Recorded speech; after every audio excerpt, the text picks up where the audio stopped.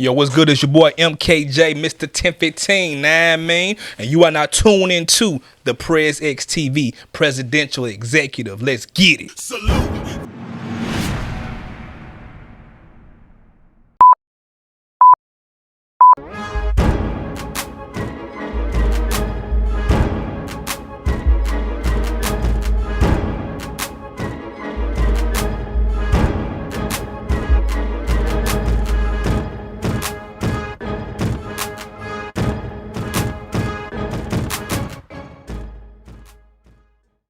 Welcome y'all to another episode of the Presidential Executive. What's going on? This your homie over here, JB. I got my brethren over here, El Presidente, Rag. What's up, my boy? Man, what's going on, brother? Man, we finally got this new setup out here. I'm pretty excited about it because that'll kind of stop with the it's a lot going on with the editing. So while I say that, we got Crown Vic back there, man, on the boards, on the monitors, on the cameras. Doing the thing, AV man. Extraordinaire. I appreciate you, bro. We gonna need you for this. You ain't gotta be false humble, man. It's cool. You cold, nigga. Man, I'm just saying that I ain't doing nothing. No, you really are doing something. Oh, yeah, he know he doing something. You're really doing something. You don't have to. It's okay. Yes, he's really. You can doing give us something. a thumbs up. You ain't got to be like, yeah, nigga. Just see. There you go. Good job. And shout out to Player Tony came in the back, man. In the back there. If y'all remember that episode, our guy, he said he just wanted to be in the building, man. Yeah. He just wanted to soak up the ambiance. A couple people hit me up about the Player Tony. Like, who's Player Tony? Kind of cool. Yeah. Seemed like a cool guy. Yeah. Oh man, Tony. Like, man, he Tony real player. Like, yeah. Man, big player. Yeah. He can't do nothing. Yeah. Go check out that episode, man. Oh, but while y'all here, man, as you can see, our info is up on the good screen. So make sure y'all follow, like, share, subscribe. Yeah, do all that, please. Man, y'all can find us wherever you get all of your streaming services. Count down. You know what I'm saying? That's what Apple Podcasts, Google Podcasts, iHeartRadio, Amazon Music, Spotify, and Stitcher. Oh, he got it. So, yeah. Oh, yeah, well, I mean, I've been hashtagging it now every time I post. So it's like, just because I knew fire, and it was like I was forgetting something. It's like, what did I forget? And each time I would say it, I forget something different. But like now, it's like no. Oh, but I was like, either one of us could really introduce this guest here. Yeah. But you do it so much better than me. But I just let you go ahead and do it. We'll just go from there. Okay, so man, we like you said, like either one of us could. Like actually, I, and Crown know this young gentleman very well. Been a while. Man, he is the owner and CEO of 1015 Records. Man, he is an artist, producer, vocalist, MC, minister, actually one of the ministers at our home church, Breath of Life Christian Center. Yep. Man, activist around the city. I mean, like, this dude don't just talk about it, he is about it. Like, he be in the prisons, he be at the juvenile centers talking to kids, like walking around to people, just like telling them about his faith. And I have literally known this guy since he was like a baby. You know what I'm saying? Like, I have literally known him since he was a baby, and I'm glad that I can call him a protege, and he will tell anybody who's willing to listen. He always gives me a shout out, and so, man, I am glad. And you know what? Since the first episode, he been asking to be on it. He actually y'all did a podcast together, the Grizz Culture Joint. Him and C Micah. And he also had one with God's Warrior. What was the name of that one? Since We Got Time. Yeah, the Since We Got Time podcast. He also did that. Yeah.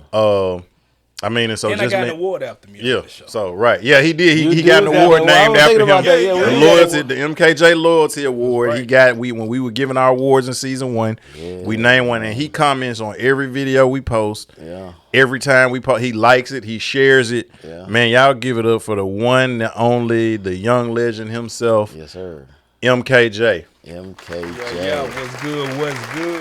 Yeah, man, it's like, he did a great proper introduction, but salute to you, man, because you really like literally anything that we do, you own that. When I do the Preacher Man joint, you own that. You putting the stuff out, and we don't be DMing them tell, hey bro, put this out, or tagging them, or putting, what I'm saying. He do it, out of his own free will, you know what I mean, and that's that's priceless, bro. So you know what I'm saying. And every video got at least one comment. At least one. Yeah. And he's always, if we have more than one, he's in it, but at least one. Yeah. And he's always the one, like, best podcast out, fire episode. Yeah. Like, he just, man, you can't. Everybody needs a Malik on their team. Malik is the Tony Yayo. And a Tony Yayo. He's like the Tony Yayo and of our podcast, man. And a Tony Yayo. You can't see him. Yeah, real talk, man. But yeah, man, this is finally a pleasure for having you on here. So we got a lot to get into. Yeah. We got a lot to get into. And I was kind of wrestling back and forth, like, okay, should we start kind of like that from the beginning and then kind of ease out? Let's do that, because we're going to assume everybody don't know you, which that's the way to approach stuff. So let's just start kind of just from the beginning, like, who are you, where you're from, how did you become this guy that we announced you as and all that stuff, bro. Yeah.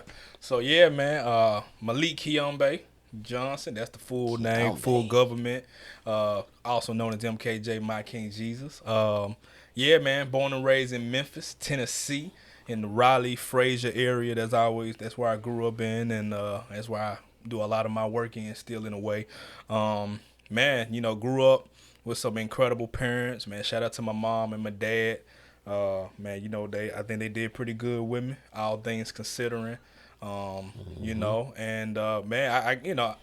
feel like my generation, because I'm 30 now, we were the last era to have like a real childhood. And so like we were outside, we were like like when the street lights came on, we knew we had to be back at the crib, and I enjoyed. Y'all generation did that too? Yeah. Okay. We were the last generation. That's what I'm saying. We were it. Okay. You know what I'm saying? And we just had like a ball. Even when the PlayStation came out, like I remember getting it for my birthday. I think my 10th maybe. And I'll play it for an hour or two, and I'm back outside. Or when the day is over, then you played it. So like for me, like even when technology was like getting there, it was like, nah, we gotta be outside with the people there. We got a 16 come, we gotta drive. You know what I'm saying? We got things to do, places to be, and my folks, I appreciate them because they allowed me to be a kid. They allowed me to figure it out on my own. They allowed me to be stupid, silly. I know I was I was always in my own world. And so they allowed that. They were just like, all right, we're going to let you figure it out, I guess. If you want to put a cape behind your back and, you know what I'm saying, do that. If you want to jump whatever, you want to go under sewage lounge, or if you want to, fix your bike, break it down, fix it yourself, whatever you feel like doing, we just going to give you the kind of the space to do it. And because of that, I believe that has put in a lot of where my work ethic comes at now, where my kind of know-how, and I'm really big on knowing how to do stuff based on necessity. And so I credit all that to my folks just allowing me to just be a kid, figure it out on my own. Like even when, you get of age where you like, I need some money. I need to be able to get some candy or take a girl out to a movie or something, whatever the case may be. Okay, cut their grass. You know what I'm saying? Get this lawnmower, hit these yards, sell some chocolates, get, you know what I'm saying? Like get it in. And so like I appreciate that tremendously from my folks. And then I know, I guess from an artist standpoint, minister standpoint, my dad, he sang, you know what I'm saying? He used to sing with the Orlando Drapers back in the day. Yeah, I remember. So he did that. My mom's a pianist, you know what I'm saying? So she always, she on them keys even to this day. And then just coming from a whole musical family, my uncle's a world-renowned jazz musician, Donald Brown. He just retired maybe 2 years ago from after 20 or 30 some years at teaching music at UT Knox. So that's all I've seen around me is just music. And so in my era, of course, we love hip hop. And so and they even gave me the space to just get into that.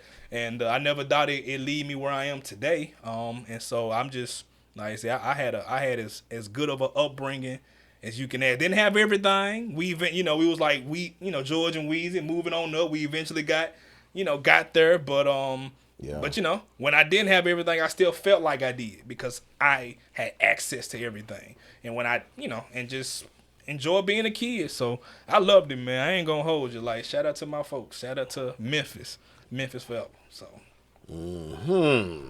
So it's cool. I don't think I knew you. So y'all were in the Raleigh Frazier area. Oh, yeah. Like where, like subdivision of Scenic Hills, Carnoustie, yeah. Yeah, so y'all near Raleigh, Egypt over there. Yeah. Yeah. Okay. Oh yeah. Okay. Now it be some days, but we would ride our bikes to church. Okay. Yeah. It'd be a good little ride, but we rode our bikes to church. Okay. I don't think I knew y'all stayed over there. Cause I grew up in Raleigh over there near Raleigh. Yeah. I used to be pretty much across the street from people like Mike, Christian, all them folks. So, yeah. So. Yeah. So now we always on the same basketball team, baseball team, whatever. We were always doing stuff together. Okay. Oh yeah. Okay. That was the Raleigh community center. Yeah. That's where I learned how to swim. Yep. At the community. Yep. That's where I learned how to swim. I say, And so what was that like though? And I guess I'm jumping him coming back to that. So like growing up, because you grew up in a 2-parent household, and like our boy PT talked about, he had a similar thing. JB and I did. Yeah. Crown didn't, but he had so many people around. It was like the real live village. So we had that. Like, was it real discipline? In your household, like, you laughing but like, was it real discipline? Like, what was that like growing up? Because I know in this generation now, give us the real. It's not that, but like, what was that like? Yeah, you know what I'm saying? Nah, man. Like I'm thinking about a story. I don't even want to hear that. Man, about I got so many of them. I thought about the phone call. Are you talking about? Don't do it. Oh, I ain't gonna do it. Don't do it. But yeah, no, tell us about that though. No, man. So I know for me, like I said, I'm so grateful for my era, because we were the last to get discipline at school. You know what I'm saying? And so I know for me, and then, especially going to the school that our church was at the time, it was Boca, Brother Light Christian Academy. Mm-hmm. And so at that time, like, if you got in trouble, not only were you going to get a paddle, but it was going to be on the intercom. So everybody heard you get that work. Everybody heard you. Oh, yeah, he was there when and Slaughter I was up there, Yeah. I was up there a lot. So everybody was like, we know them elite. You know what I'm saying? And so. You part of the first class up there? Were you part of the first class? You were part of the first class up there. I don't know who it was. The graduate. That was there. That was there, I guess. Yeah. I mean, I don't know. But I was up there with. Okay. I was up there with, I was like, kindergarten. Yeah, no, I'm saying, but he was there when they were there when Slaughter was Slaughter. there. Okay, Slaughter. Okay. So because he was the first like assistant principal or something, wasn't it? I think so. Yeah. So he was the one who gave out the paddles. And then Mr. Derrick, he the one that gave me that work. So shout out to him. But nah, man. And so, but like you alluded to, man, village is everything. Mm-hmm. Like that's something that we just do not have today. Where everything is kind of. It's us and that's it. You know what I'm saying? Especially with these parents now, but that's a different story. Don't say nothing to my kid. But then wonder why your child a terrorist. Yeah, exactly. You get tightened up at home? No, that's what I'm saying. Like, I would get that work from school, and then going home, my dad would give me that work. If I act up at church, I got that work at church.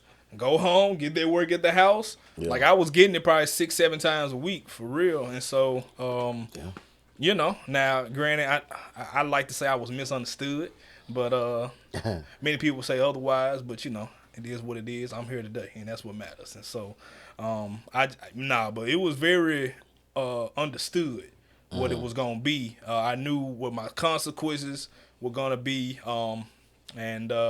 you as a kid, you still be like, it is what it is. I'm still going to do what I do. Yeah. And we apologize again, Mr. Terrell, for those of y'all who wondering why I was laughing. If you know, you had to be there, but we apologize. That's on me. That's my bad. Yeah, I remember that. Yeah. We made a whole skit about it. Man. On the CD, we made a whole skit about it. Now I know. Now I know. You know exactly what I'm talking about. Now, yeah. But yeah, it's but yeah, man, just even look at from my experience, I think Rag knew you before I did, but it's like just my perception. You were like always like the golden child at Breath of Life. At least how I you know what I'm saying, seen, because you was like, but it wasn't. But you know what though, it wasn't for me being there, like initially it wasn't. Yeah. Okay. Initially, like he talked about being misunderstood. It was like oh, here this nigga. Like it was that. Right. But he was like, I'm trying to think of like a good analogy, but he was like that little kid that wanted to be in the gang, or like the little kid that wanted to hoop. You know what I'm saying? Matter of fact, and not to say he was that, but you remember the episode of Family Matters where like Steve was wanting to play basketball, and they was like, "Oh man, here he go." But then when he got out there, it's like, this guy really got game more than ever. And it was like, this the little kid with the cape on and jumping off the pews. I can give you that work. You know what I'm saying? Hiding up under the pews and like, you know what I'm saying? You be walking out, he jumped behind the pews and like, like man, we trying to set up for some event, but as he kept being around, then like to your point, like he really started to soak up, whether it was like with the choir or like, you know, being around, you know, like K Rio was still there, and then of course, you know, we were doing our thing there, you know, with the NG, you know, and that was like me, Crown, Trill Nova, Ivy, D Davis, you know, Mo Kingston, Bruce Lee, like all of us was like, but he was around and he wanted to soak that up. And so then it's like, okay, if they're not gonna put me on, then I'm gonna practice myself. And then it got to the point where like, oh, okay, well he can, you know, he can do a little something. And then it got to be where every time it was a volunteer for some opportunity, somebody not scared to do something, like whether people laughed at him or not, he didn't care. And he would keep getting knocked down, but get back up. And each time he would be stronger and stronger until, to your point, it was like, why don't you be more like Malik? But it wasn't just a, you know what I'm saying? Like that was a process. Okay, I don't think I saw that part, because by the time you were born 92, right? You were born 92. So by the time you got like 4 or 5, you know, my pops had his own church at Living Faith, and so I was kind of back and forth. So by the time you was 5 or 6 or something, I really wasn't there then. But by the time you were like 9, 10, 11, that's when my first experience. I was like, oh, okay. So I never even, you know what I'm saying, knew that, you know what I'm saying, from that part about it. So, dope. Okay, so now. So I got one though, because he alluded to this, and we know all of these people. So what was it like? Because these guys do stuff around the city now. Yeah. And so like, we always talk about the talent that we had, right? But like you were there, like y'all was like all together. You and Christian and Jiggy McFly. You know what I'm saying? Like y'all was all together. You know what I'm saying? Like so what was that like at that particular time? And I know that like as life happens, we get older and everybody kind of goes and does their own thing. But like at that time, like what was it like being around those guys and just what y'all were doing and the opportunities and how y'all took that, and now everybody is still doing that path in life? Well, you know, I know for me, I was helping, you know, Jiggy out. I was, you know, helping him with a lot of events. That's true. I was, you know, giving him a lot of gigs that, you know, I didn't need, or just, you know, doing my part trying to, you know, be a good friend. You know, obviously we, you know, you get older and everyone kind of choose their path, but you know, for me, I always, like it was never no love lost. You know what I'm saying? Like I got none but love for them. Like all my brothers, like all of them. And so, but I know for me, like when it comes to, like I always was at a place, and especially as I was growing my relationship with God, like Lord, I just gotta be obedient. Like I just have to be obedient to what you said to me, despite what my partners got going on or what everybody is around me doing. I had to be determined, I'm going to do what you say do.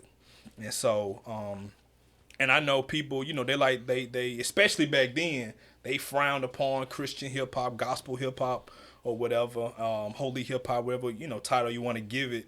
And people thought that was limited, and they thought, oh man, you ain't gonna make no money, and you know, just all these different things that comes with it. And you know, some of it's true, I ain't gonna hold you. But I knew if I stick with God, like it'll shake for me, because I've always felt like, I wasn't the best rapper, I wasn't Stringer, I wasn't Alpha Lex, you know what I'm saying? I wasn't Alpha Lex, you know, I wasn't any of them, right? But I knew I was the best version of myself, and I was always working to be the best version of myself. And because of that, I knew God would send me a particular audience that would be in need of what I brought to the table. And, you know, by his grace, we've been at it, you know, 15, almost 16 years later. So, and it's worked out for me. I can't speak for everybody else. I know what my pockets look like. I know what, you know, wife it happened. And so, you know, and I know why she happened. So, you know, God is good. I'm grateful because it's been a crazy journey. It really has been, because I remember seeing y'all, you know what I'm saying? And I was like, that's gonna be me one day. I don't know how. If I can just get a little bit of that, I feel like I'll be all right. And it's worked out to this point. So I salute you, bro, because you're like, to me, you're a story or a picture of like resilience and like, you know, like gritty, like determination. You know what I'm saying? Even though, because you know, back in the day, we had sometimes I kept it 100 with you on certain things, whether it's songs or whatever. You know what I'm saying? It was just like, sometimes you'd be like, yeah, or sometimes you'd be like, hey, this is just what it is. You know what I'm saying? I'm just, you know, this is why I'm just going to do it, whatever. You can have, you know, but that take, you know what I'm saying, like some determination and just your gut. Like you said, you hear from the Lord, you hear from Holy Spirit and see, you know, what that is. And given that your generation and stuff you grew up with, that could have been hard. Like probably way harder. Like I couldn't say if when I was your age, 16 to 18 years old, if I would have had that conviction like that, you know what I'm saying, for the Lord with that. You know what I'm saying? You know, that mine didn't come to later on, but you were always, and then when you got, you know, with this guy, when you did, I told him, I think your best project was when you were collaborating. You know what I'm saying, with Rag over here. What album was that? Was that I Believe the Hype? Yeah, Believe the Hype. And you know, and I thought you stepped up your game to another level. And I believe I told you that. I was like, hey, like, oh snap, like, you know what I'm saying. And that takes, I give credit to you as well, because I know, you know, Rad can be a handful to deal with sometimes, because, you know, he wants perfection and how, you know, he does certain things, and you know what I'm saying. And it sounded like you took heed to that and really brought your flavor, you know what I'm saying, with his, you know, with his tutelage with that, man. So you've, you know, I give you, you know, much credit, and, you know, salute to you on that, man. Oh yeah, man. Look, that's why I told him, like, if you listen to me on every song, because it was like 7 out of 11, you know what I'm saying, or like maybe like 9 or 15, like, but it was like certain ones I was like, we talked about that. But nah, man, he's a real man, humble cat, you know what I'm saying. And I mean, like, one thing, you know, that I'm glad that he was open to, and this is a lesson to like a lot of y'all young cats out there, man. You cannot be afraid to ask for help, especially if help is available. He was never afraid. He was never too big. Like, when he called me and was like, hey, I'm working on this, I want you to come in. Like, man, this dude had already put out like 3 or 4 albums already. Dropped a couple of mixtapes. Like, he was doing shows every week.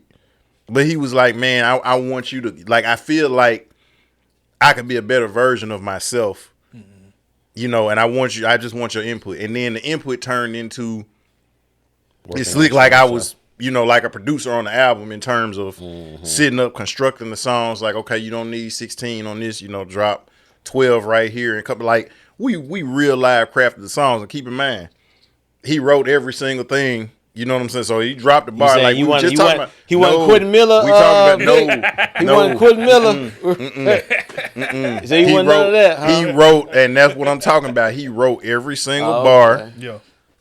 I write 100% about, you know what I'm saying. But yeah, like, I mean, but it takes a level of humility to be like, hey, can you? And like a lot of y'all, that's something that you're missing. So those of y'all who may know Crown on another level, like, don't be afraid to ask the guy for help if you see him every day. You know what I'm saying? Like, for those of you all who podcast and y'all know me and JB, don't be afraid to call and say, hey, what are y'all doing, or what techniques can we do? It takes a level of humility to do that. That's exactly what happened with us. Because I think, because I was looking at, I know Vic was, you know, paying attention from afar a little bit, and, you know, we kept having, you know, some audio issues, and then I hit Vic up like, you know, can you, you know, help with this or send this and do that stuff, and then, you know, it could just be a lot unsaid that you think should be known or be assumed. Like, hey, bro, you see us doing this podcast. Why ain't you coming to help? But, you know, I reached out to him, was like, hey, bro, hey, can you help? And he's become the Ringo of our Beatles. Yeah. No doubt. We need his skills. Yeah. No, we're not complete, Vic. We need you. This is a plea. That's real. That's real. I mean, for me, I'm always a student of the game. That's one thing that, you know, K Rio and like I said, obviously, you know, I know him as Alpha Lex, but y'all know, Red. Yeah. Sometimes I slip. Sometimes I want to say Lex. You know, I didn't want to say Lex, but you know, even man, you know, Nova. Man, Breathe Easy when he was here, like like I was always like, y'all need to teach me, you know what I'm saying? Like and I'm still that way to this day. Like I'd be like, I need to see how I'll hit up people who I don't even know like that. I'm like, yo, you know, Flame, what you think on this? Like I need you to like really holler at me about something. Like I'll text K Drama, you know, like we build a relationship, and I'll be like, yo, my guy Regis, yes sir, and I'll be like, man, I need to know what's your thoughts on how I did this track or just whatever the case may be. Like I'm just especially now that because I'm more established, like I want to keep what I have. You know what I'm saying? Like I don't want that junk to die. Like I like where we are. I want to grow it, and I know in order to grow, I have to grow. And so I haven't arrived at all. You know what I'm saying? Okay, I want to ask you this question. Then I want to kind of get into the nitty gritty, kind of what we was gonna get into. But you know, so what? Like you mentioned, or he mentioned before, just like with the CHH and stuff like that. You know, we know the cream of the crop is obviously like Lecrae. You got Andy Mineo, Reach. You know what I'm saying? That's just a whole different stratosphere. Yeah. But like for you. Like, what is success in gospel hip hop? Because you can't necessarily, you know, measure it by like sales or what you know what I'm saying, or views or something like that. But somebody that's been in it as long as you have, like, what is your gauge like for success? Yeah. Man, for me, it's really just about, man, if you can see consistent income.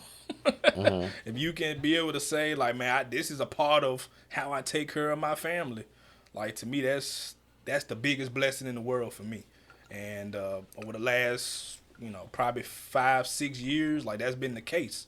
You know what I'm saying? I know I'm a youth pastor as well, but like I always tell people, the average millionaire got 6 or 7 income. I ain't finna, if I can do other things, I'm gonna do it. You know what I'm saying? Right, yeah. But you know, I'm just grateful that 1015 Records has been at a place now where I know I'm gonna do X amount of gigs a year. I know I'm gonna travel certain times a year. I know I'm gonna sell merch. Get your merch. I'm gonna sell X amount of CDs. I know what my royalties gonna look like, and because of that, I can put my budget on that. You know what I'm saying? I can say, all right, your wife, based on what's finna come, we can do this. We cannot do this. We can do this later. We can do this at the end of the year, whatever the case may be. And so, for me, and that really in life, like if you can say you got consistent income and what you love to do, like that's where it's at.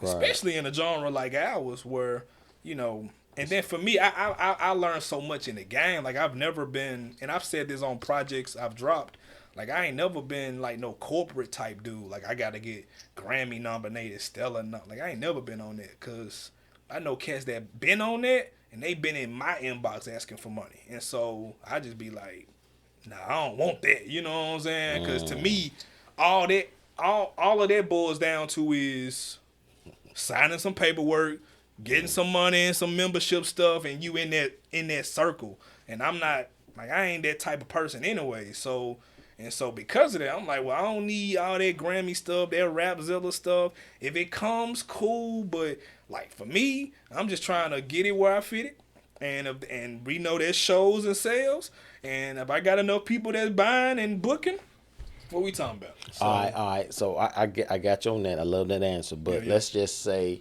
if it wasn't consistent, it wasn't coming in like that, but you felt that God told you to do what you're doing. You see what I'm saying? Yeah. Now, with like that's why I was like gauging success. I mean, obviously, if like, hey, oh, I thought you meant from a. I mean that's what that is well, but you the executive. You know? Yes. But I'm saying like just like, you know, if all that happened, but means what if the paper not coming in, or what if you not getting as booked as you would, expect to or want to? Yeah. Like, how would you gauge success then? Because I'm sure just like with us, like, so we had a 8K video or something like that. Like, how do we gauge? Like, oh, every video got to be that, but it don't. But it's like we got to measure our own thing of success and not it be predicated on. Yeah.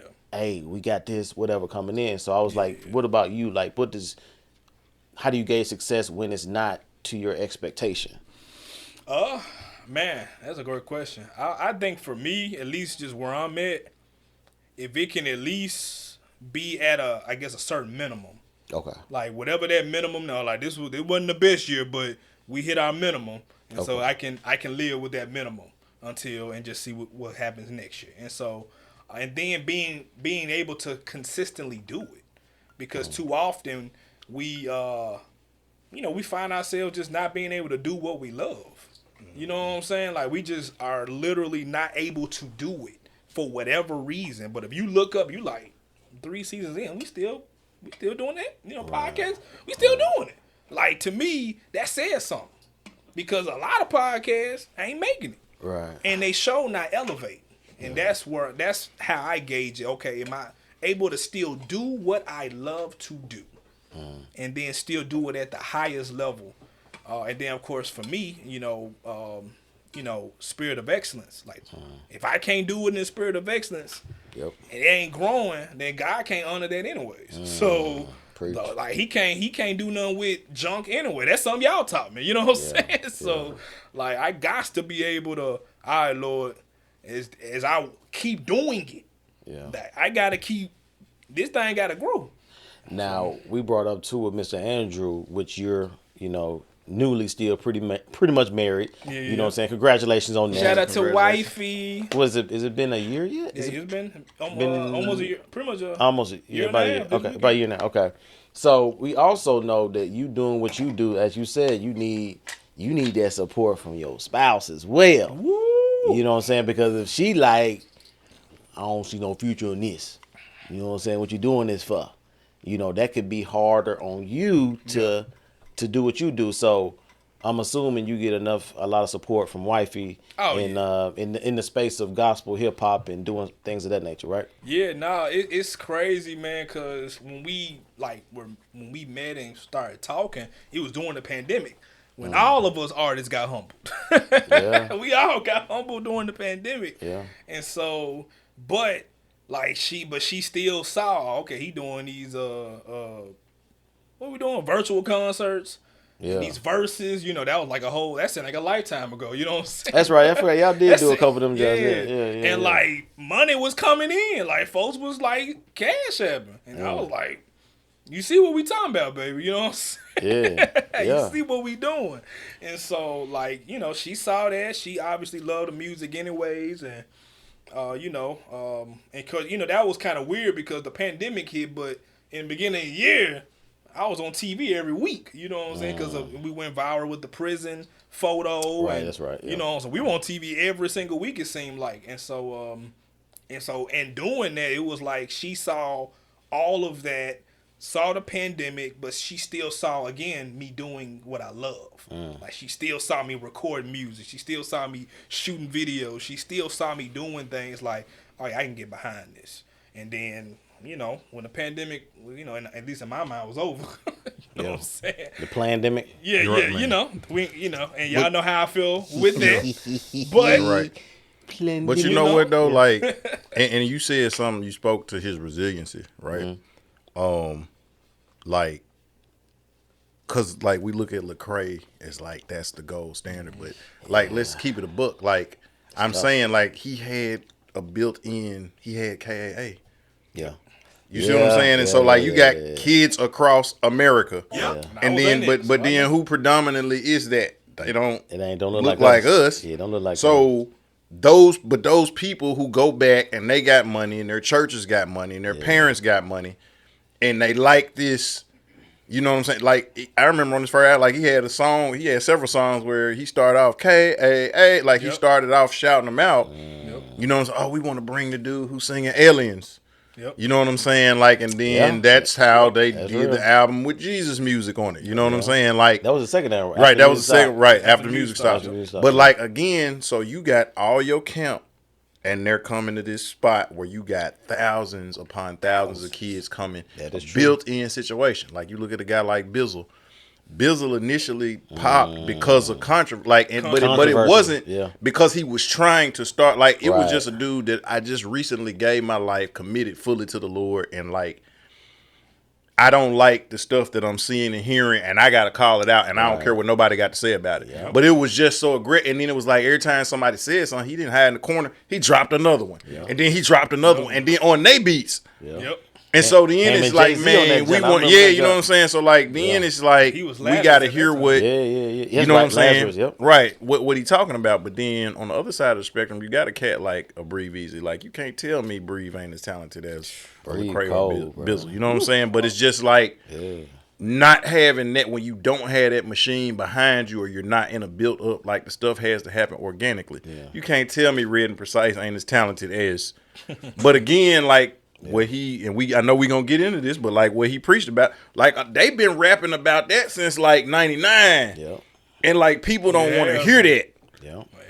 You know what I'm saying? Like they got songs where they talked about like, man, ministers was finna throw money behind them, but it didn't happen because the pastor wife was trying to, you know what I'm saying, get on Red, and he said, man, some of these preachers' wife would be obscene. He said if I had stuck around, your youngest child eyes would be green.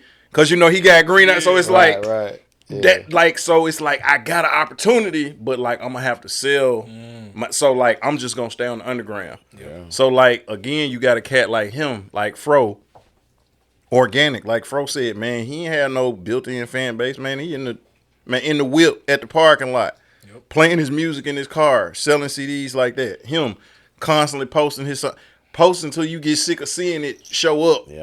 You know what I'm saying? Like live streaming, like tagging you in it. I remember them days. It's just that. I ain't got to tag nobody no more. You know what I'm saying? Join the email. So it's that type of thing. And so like a lot of these dudes that like, cause again, I think we said this, like when you go past Fro, you go past maybe Titan.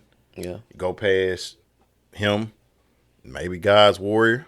You, like consistent. Right. Not that, you know, every once in a while but consistent. Like, to me, them the four that I think of. You know, now it's some other ones. You know what I'm saying? That do stuff. Those, you know what I'm saying? But like those four, I don't have. If somebody said, like we did our top list, if them four is in their top list when you talk about gospel or Christian or holy hip hop, I do not see a problem with it. I think there's something wrong with you if you don't have them four in it. And I said this when Fro was on here. But them the ones. But when you get past them, you can't talk about it because you ain't put in. And you had an album called, I think, Respect the Grind, or my mixtape, Never Question the Grind. Never Question the Grind. Like, that's what he does. And I remember it's some people that we know that was like, they always snickering. I'm like, you can laugh, nigga, but like, how many shows have you done? This nigga do shows every week. You laugh and talking about he ain't this, he ain't that. Every time I look at him, he had a different city, and you sitting up here talking about how cold you are. I'm better. And I'm telling you this because I love you, but I'm like, dude, you're mocking him. And but my thing this nigga I wanted them on tour with me. Like I don't mind sharing with. I pay my DJ well. He'll tell you. So I be wanting my people. He wanted me on tour. I'm just not finna do gospel. He even got to do gospel. Just don't curse. I can do that. Just don't curse. Yeah, you can do that. You very articulate. No, I got plenty of songs where I don't curse. Very articulate. It's just, but when I feel like cussing. Hey, look, I ain't here to, damn it. I didn't feel like it. I just had to throw that in there just because we said that. But no, like if I feel like cussing, I'm going to cuss. Yeah, man. But my mood is always, a lot of times, especially with the business, Phantom of the Opera by Corey Red. That's my mood. I can't always quote every lyric. And I put him on the Red, so now every time Red drops something, he tags me, he send me something. Hey, did you hear this? Yeah. Like, They I put legends. Vic on Corey Red too though. Yeah, Crashing the Party changed my life. So shout out to Corey Red. We need to do a song together for us all said. Corey Red is cold, bro. Man, Corey Red and Precise, man. Yeah, Corey for Red real. is cold, bro. Man, Precise said, if I could leave a legacy, Lord, let them remember me for preaching in the Holy Ghost, not positive energy. I love Mike I love Cordless. that line. Even haters applaud this. The ladies look good, but a godly woman I is actually gorgeous. took- Come on, man. I actually took that line. Hey, I that actually man, took don't that play one with line. Precise. I Don't play with remember Bob that Young, boy. Yeah. I took that line in one of my songs. man. Like I love them fools. And then they read, so you caught up in the Matrix and like the Get Up Boys, your mind played tricks. Your soul is like, I'm loving this song. Your flesh hates Hate this. this. And like, come on, man. Stop playing with Red and Precise, man. Hey, them boys are ahead of their time, bro. Just like Ambassador to me was the same way with him. His new album hard though. Christology, that's when I got on. Like his new album, he just dropped. Boom. Yeah, no, yeah, he did just drop one. Oh, he did? He's Okay. still putting out music. Okay. Still okay. cold.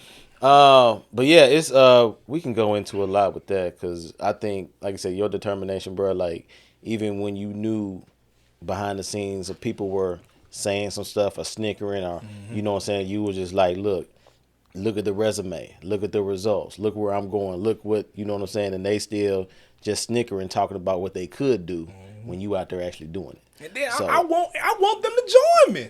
Cause Yeah. I ain't gotta keep all the money to myself. For sure. But you know, it goes to wife and that and our future kids. Ah. We ain't pregnant yet, dear, Yeah, so yeah. don't- Take your don't time, you- brother. Take your time. Yeah, we still. What Andy say? We just practicing. It's practicing.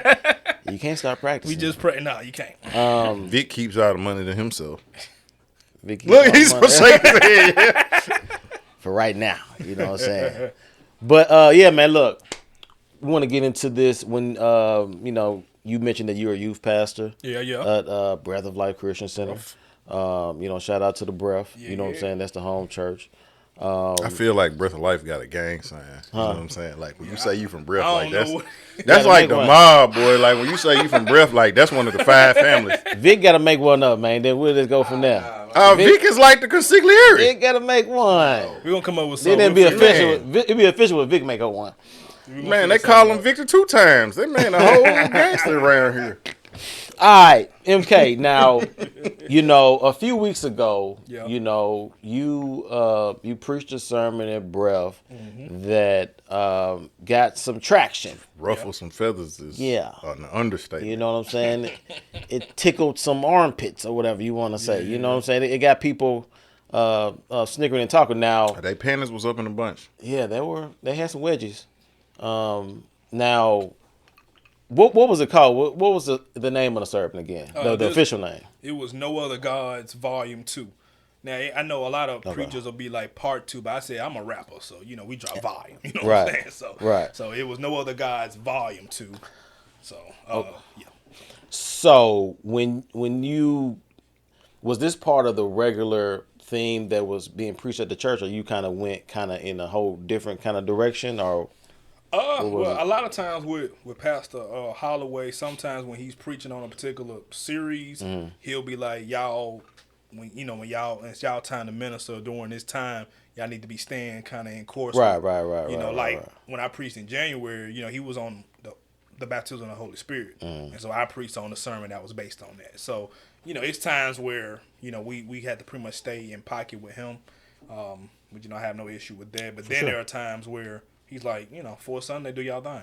Right. And So this is one of those yeah, times. this was their Sunday. This was their Sunday. Okay, now Sunday. the part about it, I'm sure you said a lot of things in it, but the part that I was like, you know, I gave you a good language. I gave you a shout out. I you know what I'm saying? I'm on your back. I put the battery, you know what I'm saying, in your back when you was talking about the fraternities and sororities, you know what I mean, in which, you know, that hit home for me, which I think I told Vic and you know, Shay too this before. Like, you know, I went to Doc's office about 13, 14 years ago with a stack of papers like this, you know what I'm saying, about, because at the time I was on fire for the Lord. I just recently probably moved back here, you know, going through my little situation. And so I'm reading the word, kind of really refreshing my faith, really, like it's everything is almost new to me, even though it wasn't new. It was just like it became real to me, right? Yeah. And so I found out all this information about sororities and fraternities, and I was just like why don't nobody know this? Like, why ain't nobody saying And just nothing to about prove this? it's not capping, we had a shout out to Righteous Raymer, but when she That's was right. on here, Yeah. and she's a Delta, but she talked about how like She she did it became a publicly. Delta, and then like after she became a Delta, she found out all this stuff, and it's like, yeah. okay, well I'm already in here, but I'm not finna be doing, all this stuff, and she ended up becoming the chaplain of her particular chapter, but Yep. So it was. So when I came to the office with those stack of papers, and I was just like, bro, like this was like a news flash to me. This is like new information. Like, like what you gonna, I'm thinking this in my mind. And hold up now, if y'all don't know about JB, when he say he had a stack of papers, this is no BS. This is not cap. Oh yeah, No. Like JB is good for producing. I don't know, like everybody in this room know, but y'all remember the old school trapper keepers? Back in the day, you went to school. Like JB would have like a trapper keeper worth of stuff. Yeah. Like legit, and it's like you expect me to read all of this? Yeah. How? I did. When? But I did though. But I'm just saying because I like to read. But I'm just still like that's a lot for me. Yeah. Nigga, and you like if you been in the crib, like you seen my bookshelf, like nigga, I read. You do.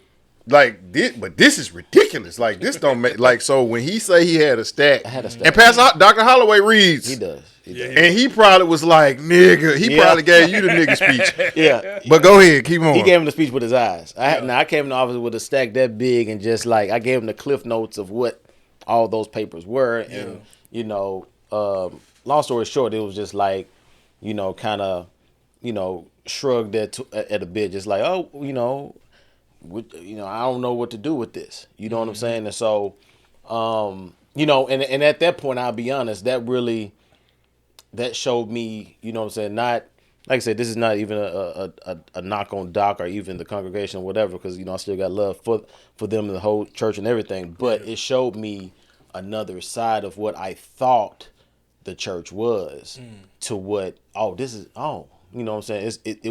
It seemed more of a business in my eyes at this time than like, because I'm thinking like we in this, like this is what we about. I grew up here, so this is what, hey, what's up? Like we need to necessarily address this. You know what I'm saying? We holding this church, and you know what I'm saying? This, like, I'm thinking this is important, right? So I'm thinking like everybody on you a believer, you should be on this too. Yeah. Like what we on? What we doing? And so it wasn't taking that way. So I was like, okay, interesting. And then maybe that year, maybe that next year, Fred Price Jr. came out with a whole series, you know what I'm saying, detailing the whole thing about fraternities and sororities, and about the history, about, what it really means, what you're really engaging in. Being blindfolded, riding the goat. Yep. And taking oaths. And really going there. Stop laughing at me, Vic. But back to your message though, like, and so when I did that, so when I heard and when I saw it myself that you hit on that, bro, I was like, yes.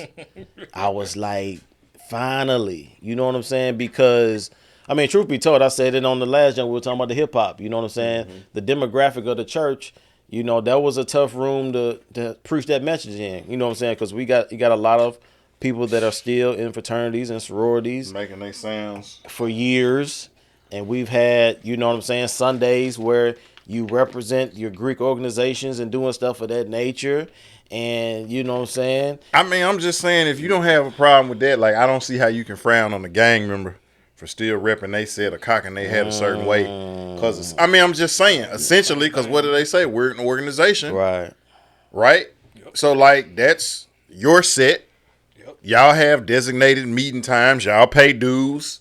Yep. Y'all have certain things that can get y'all put out. Yeah. You do just good. like I'm just saying. Yeah. I know a few Bloods and Crips and Vice Lords and GDs especially and Latin like, Kings. Like when you look at the origin of them joints, like they were about as good as a fraternity.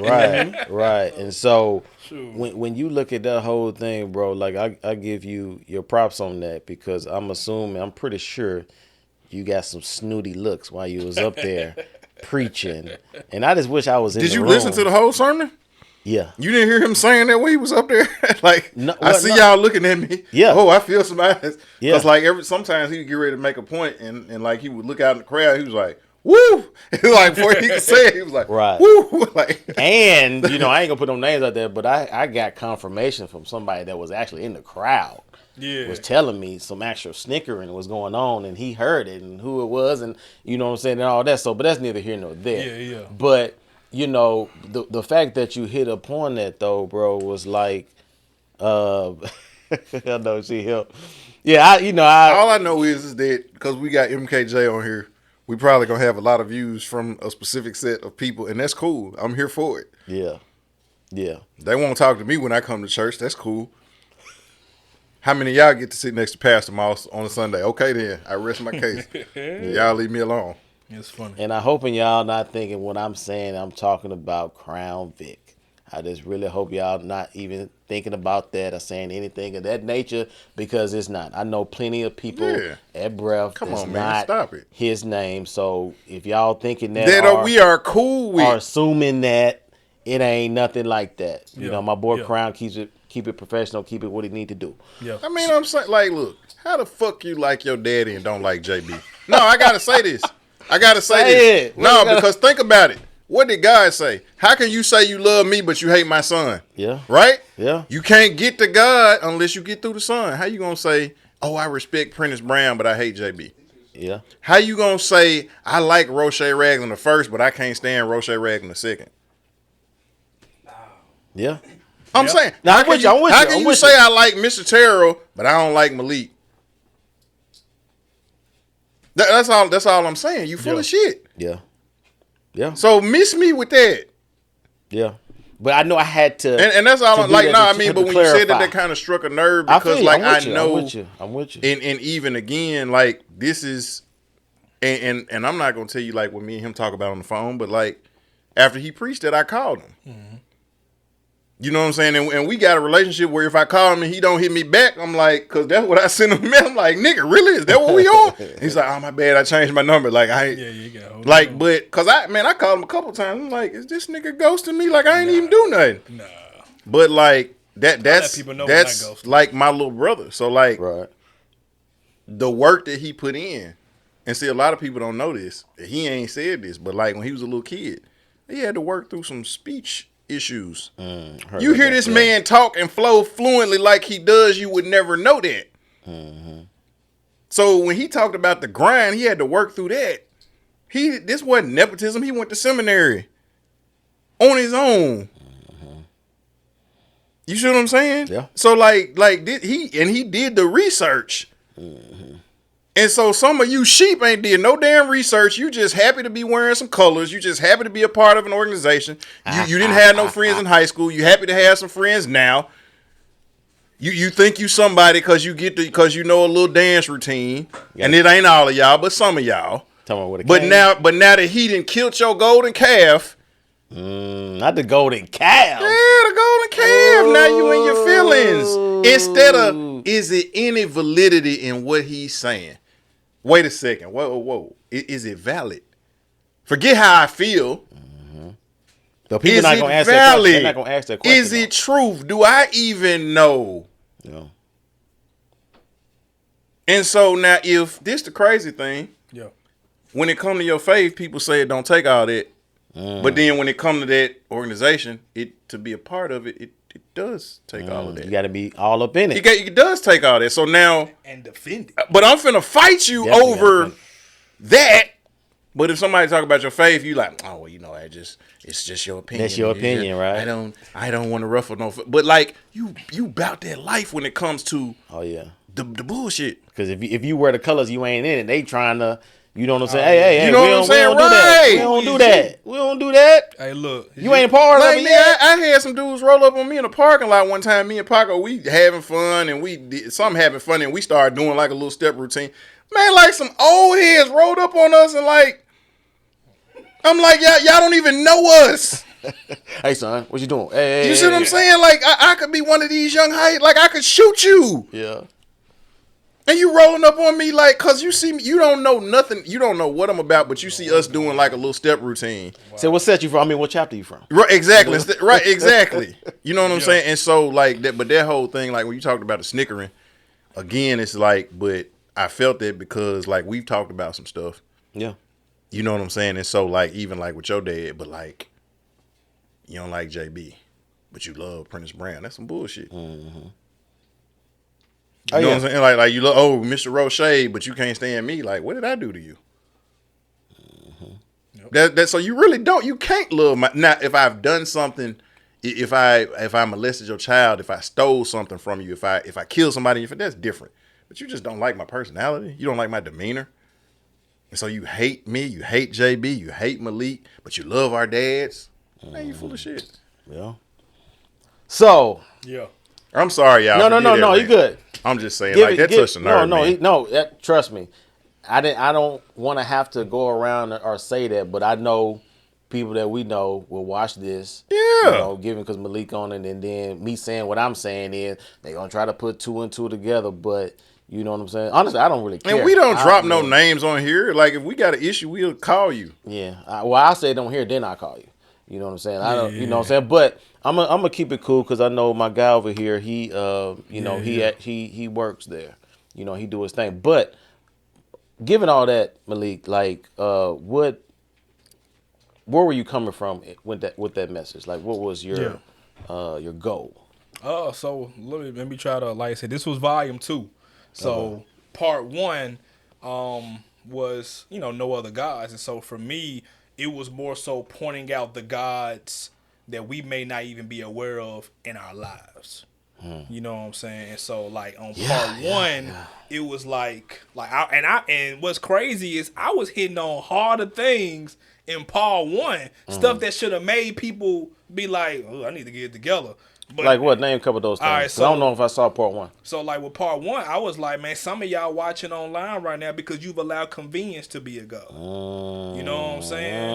Like you supposed to be up in this joint. And could be up in there. And could be up in this joint. But you watching me on Facebook or YouTube because, man, it's easy. I can just sit on my couch. It's like, nah, you've allowed convenience to be a god. You know what I'm saying? And then I brought up how, like, I got on parents. I was like, yo, y'all are enabling idolatry when these kids worshiping these devices. Yeah. You allowing this thing to raise them. You allowing this to raise your child. Yeah. Which, I don't know if you noticed, but ain't nothing on there good. TikTok, none of that stuff is good for the kid. But you allow them to be on it hours and hours, but they can't tell me the first book of the Bible. Yeah. Making my life harder in youth ministry. So... and was this during the pandemic when you did volume 1? Nah, this was last year. Oh, okay. Wow. 2022. Yeah. The inconvenience would be. You know what I'm saying? This was July 22. So when I did volume 1. And so I hit on a whole lot of things where I was like, man, we've allowed too many things to be gods in our lives. And I left it at that. And then volume 2 was recognizing those false gods that have made their way in the church. So if part 1 was about self-examination, part 2 was about self-examination with the church. Like, oh, I didn't realize that was a God. We need to get that junk out of here. See, bro, like that's really part of my problem, but because we know, okay, fornication is wrong, or just even what you said, like, you know what I'm saying, your phones or something. Yeah, we know they can be. Okay, I'm working on that. I can admit, okay, we can do that, or I see what you're talking about at least. Not. Even you might not agree, but I see at least what you're talking about. Yeah. But okay, now I can do better than now. When you bring up what you brought up on the second one, it's like, oh no, you going to another level to where now I can't even admit that what you're saying is valid. You know what I'm saying? I have to come up with another argument, or you're wearing, you know what I'm saying, such and such clothes. They came hard with that with the, because the ministry been in the church for 40-something years. And I told Pastor, I said, I bet you, we ain't never had no Q&A after a sermon. We've had 2 of them. Yeah, I heard. Yeah. 2 of them. Yeah. You know what I'm saying? Like, that's after a sermon. Yeah. And so they like, he got Nike on. I'm like, yeah, I can throw these Nikes tomorrow. Yeah. I can throw everything off me. I can throw away tomorrow. I have no oath, no allegiance to nothing on my body. All this can go. I will put on some whatever. Like, you know me, I'm super black anyway. Right. I'm blackity black everything. So you know me, I'm just waiting on the day where Dion U, which is one of my favorite African urban clothing lines, I like The Rock, or 316 Collection, which is a Christian clothing line. I'm just waiting on the day when they come out with some shoes. When that day happens, I'm done with Nike. I'm done with all of that. Because like I ain't got no allegiance to no Jordans. Like I'm cool. Like it ain't no dying to me. But we trying to bring up other stuff, man. Let's talk about what I'm talking about. See, that's my thing. Like, that's my thing. I mean, like, but see, that's classic deflection, though. Exactly. Right? That's what I'm saying. That's a classic. You see what I'm saying? That's like, a classic defense. So you call me out on my BS. So now instead of me again, is it any validity? Oh, well, you wearing Nikes, Vic? I see you got the Lumix camera. Why don't you get a regular Polaroid? You see what I'm saying? Like it's deflection. Like because the Lumix could be a JB, god. I see you got your Grizzlies hat on. Why don't you got a hat to say JB? You know, like you're deflecting because you got called on. I know. I wasn't there. I wasn't there. But that's all they can say. I wasn't there. But I bet that was how. That's all they can say though. And I got emails. That's the only move you have left. Yes, that's what I'm saying. Like, bro, like. Biggest thing. And then you should forward them to me. I will handle all of your. And then the biggest thing I do will respond to those comments. You respond to those? Oh Lord! But you won't respond to no when they call. Hold up now. When they call, when somebody says something to you, hold up now. Send them to me. When somebody says something to you personally, do I not respond to the comments? Yeah, personally, yeah. That's what I'm saying. Now, if they make a general whatever, I don't respond. But if they like try to call you out, you know me and my text, my response be like, "Wow!" It's like, "Oh, he had time." I like ethering on the little net. I'd be that's what I'm saying. Like I'm not finna. Oh, I don't like y'all podcast. I'm not finna respond to that. But now if somebody come at JB and be like, oh, see, you failed to mention and realize, it's like, oh, no. Okay, first of all, we appreciate your comment. Thank you for commenting. We hope you keep watching. However, and then whap. So that's what I'm saying. Yeah. You come from my people, I'm coming back. But see, my biggest thing also with that message was I just, like for me, I was just sitting here. You know, when everyone was saying what they were saying, I was just like, okay, well, one thing about me, I don't mind being wrong. I'm cool. Like, if I'm wrong, bet. Let's educate. That's why we're doing this Q&A. Let's educate. All right, so you said I'm wrong. You said there was some issues with what I said. Can you tell me? Oh, no, it's a secret. Then you just proving my point again. It's a secret. Like, what we talking about then? I just said y'all a secret society. Yeah. I'm trying to be wrong. I'm trying. And then you won't even give me the opportunity to be wrong. I will correct you, but then I will be giving privileged information. Let me get this straight. That's what I'm saying. Okay, so you was in a Q&A, and this basically, okay, let's chop it up. Let's say with this. So they say they couldn't say anything or explain it because it's secret.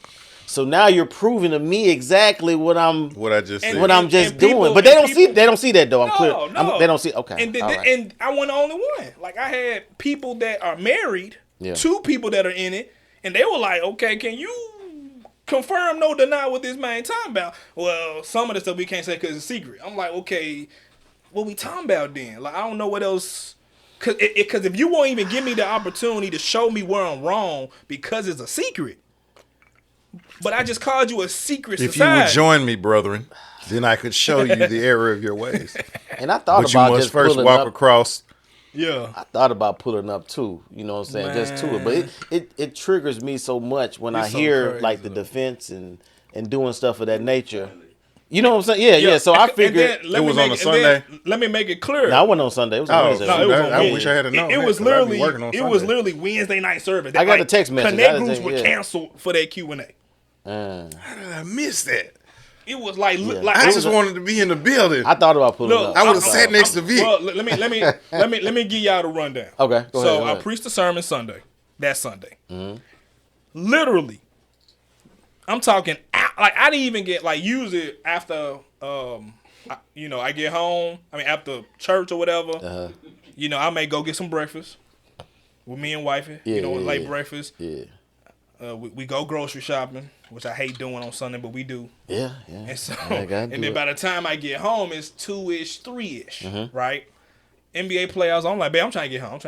I'm trying to see what's left for my Grizzlies at this time. Yeah. And so, at this time, it's nothing left. That's another. We got to talk about that before it's over.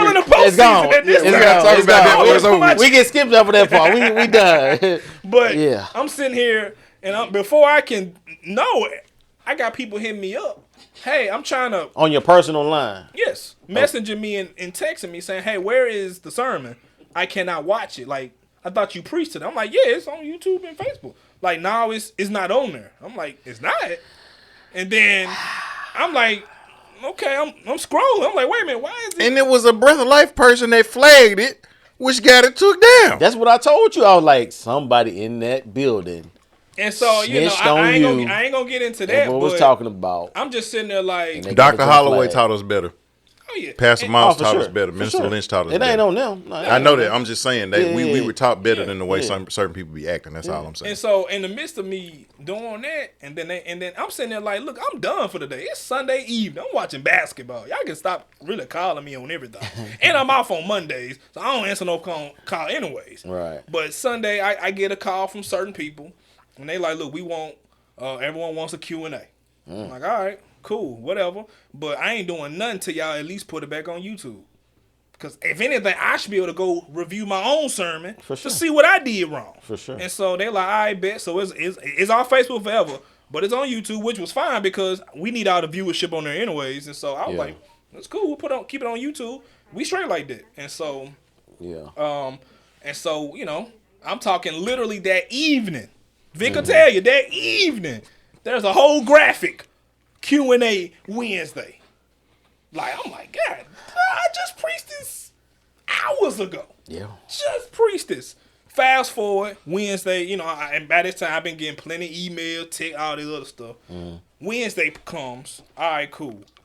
And, you know, we sitting here, and everyone that's a part of the H 2.0 crew, everyone's behind me. They with me. Like, That's the Holding It 2.0? yeah. Okay. Everybody with me. And so in the midst of that, you know, we like, all right, you know, Holy Spirit gonna do his thing. We're gonna have a good time tonight. I'm just gonna reiterate certain things. Maybe you didn't listen. Maybe you zoned me out when you got angry at a certain point. And For sure. I'm gonna have to re-say what I've already said. Yeah. And that's fine too. They coming in that joint with they letters. I said, oh yeah, this is not gonna be a good night. This is not They gonna be came in there with the jacket, with the shirt. I said, this ain't going to be a good night because that means you already coming in with no intention. That means you already validated the mother freaking point of what he talking about said, because y'all you not called gonna out get their nothing I God and say now they got to tonight. represent their God because how dare you diss my God. So these folk came in with the letters on. Just Letters, numbers, the whole nine. I said, y'all not even coming for a conversation or a dialogue. Y'all here to debate me. And I ain't here for no debate. I said at the end of my sermon, argue with my daddy. And I'm arguing with my daddy. How the hell is in the word? Yeah. I ain't got nothing to say. But I will say this: I think that's a good thing because I yeah. think anything, whether that's a church, a marriage, or whatever, you need some agitation to happen in order to get some of that stuff out. Oh yeah. You see what I'm saying? So, you know what I'm saying? When I said to you, I think I tagged you in the post. I was like, bro, be encouraged, stay humble, keep doing what you're doing because, like, that's what you need. Like, you need some agitation within the church. You know, Vic can attest to this. You married. Certain conversations you just going to have, and it's going to agitate it. But at the end of the day. Well, I mean, and then certain it's ones you gonna can't be, you have know, until it gets agitated. Like, something has to happen. Some has to for y'all happen. to And have then it. what's funny is they try to bring that up in the Q&A. Well, you know, there's secrets in marriages. I'm like, I made an oath to her. Yeah. I made a vow to her. Like, I have no issues with things that God ordained. Yeah. It's when he didn't ordain it what we talking about. Like, I need us to stay on topic. So that's what's wrong with us a lot of marriage- times. We But don't you know stay what on you topic said, with the that. agitation, like, it's like an old school, because you said certain things don't come out like. I'm old enough to remember the old school washing machines that had the John in the middle. Yeah, the yeah, agitator. Yeah. If the agitator was broke, your clothes didn't get clean couldn't get because clean. the agitator helped get the stains out. Man, get a collection plate over You know here. what I'm for saying? him, man. Like, no. I'm gonna tell you who gonna take. I'm gonna tell you who gonna take the collection plate. Cause look, PT joins your congregation. Cause I have never seen PT give so many amens. My boy back playing there, Tony back there he back shouting. getting the jet out there. And I guess he knew this was something he needed. You know what I'm Why saying? that? Because he hit me up. He's like, man, I just want to be in the building. It's like, but I could tell it's something stirring up. Yeah. You know what I'm saying? In him. Yeah. You know what I'm saying? Yeah, and yeah, hey, yeah, so yeah. shout out to you because whatever it is, like, it's Yeah.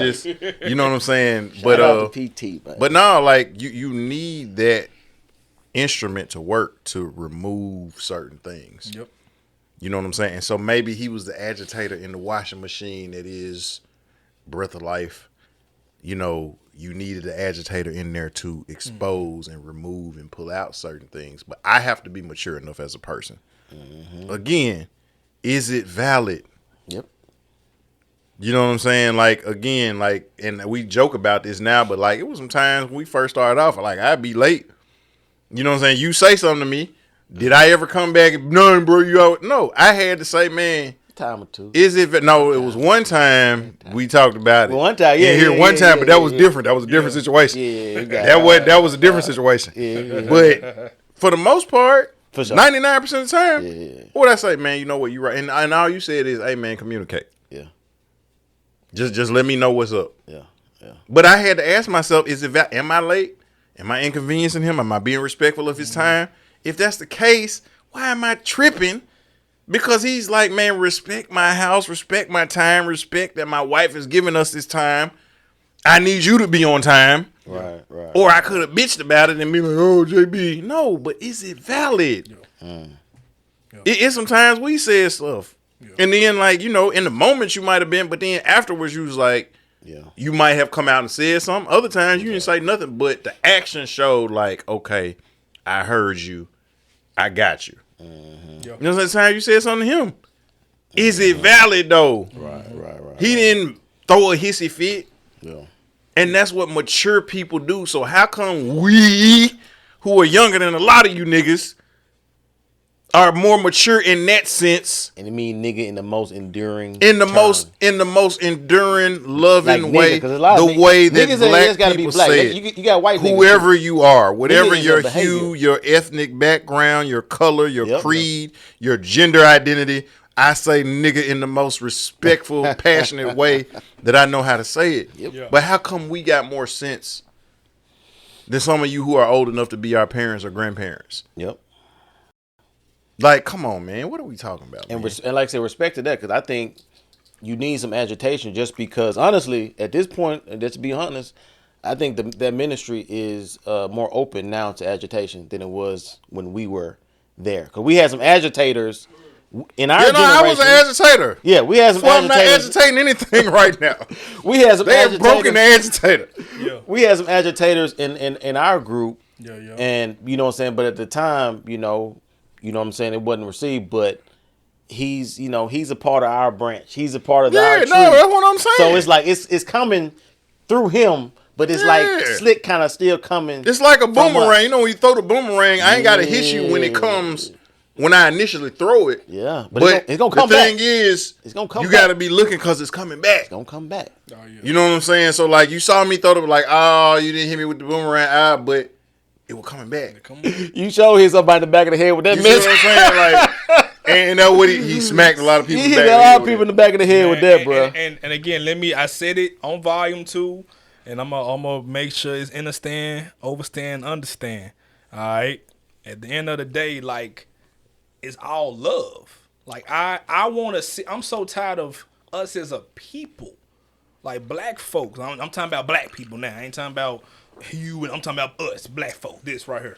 I'm tired of us being last, and then when you look in the scriptures, and then let's be real, like especially Old Testament, like it was us. Like it was us. Like Judah and all that was us. And so when you look at all that, like God did not play about holiness, and he did not play about idolatry. Like he just did not play games about that. Like we were getting wiped out because of it.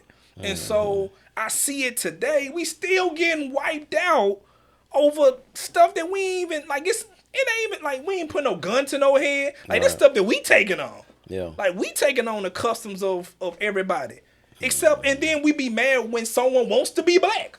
People like, what you wearing all that for? Yeah, it ain't what you wearing that for? You know, it ain't Juneteenth. It ain't black. Like this who I be. Like, I'm not just that a couple days, a year, or a month. And so I just want us to stop being so individualistic. Like, well, we got our set here. Like, if my thing is, if it was really good, why we even need multiple fraternities and sororities?